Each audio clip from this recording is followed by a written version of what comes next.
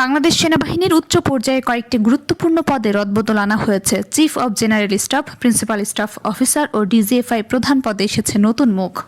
সরকারি প্রাথমিক বিদ্যালয়ে তৃতীয় সাময়িক মূল্যায়ন 2025 চলাকালে কর্মবিরতি বা আন্দোলনে অংশ নেওয়া শিক্ষকদের বিরুদ্ধে ব্যবস্থা গ্রহণের নির্দেশনা দিয়ে জারি করা আগের চিঠিটি বাতিল করেছে প্রাথমিক শিক্ষা অধিদপ্তর। পুলিশের উচ্চ পর্যায়ে রদবদল প্রক্রিয়া শুরু হয়েছে বলে জানিয়েছেন স্বরাষ্ট্রমন্ত্রী সালাউদ্দিন আহমদ। নতুন সরকারের সবার আগে বাংলাদেশ নীতিতে পাশে থাকার কথা জানিয়েছে ঢাকায় নিযুক্ত চীনের রাষ্ট্রদূত ইয়াও ওয়েন। অনিবন্ধিত ফোন ঠেকাতে চালু হওয়া ন্যাশনাল ইকুইপমেন্ট আইডেন্টিটি রেজিস্টার সিস্টেমের টেস্ট রান পরিচালনা করছে বাংলাদেশ টেলিযোগাযোগ নিয়ন্ত্রণ কমিশন বিটিআরসি। নির্বাচনী ইশতেহার অনুযায়ী প্রান্তিক ও নিম্ন আয়ের পরিবারের আর্থিক সুরক্ষায় ফ্যামিলি কার্ড দেওয়ার ক্ষেত্রে 3টি পর্যায়ের পর্যবেক্ষণ করা হবে বলে জানিয়েছেন সমাজ কল্যাণ মন্ত্রী ডক্টর AZM জাহিদ হোসেন।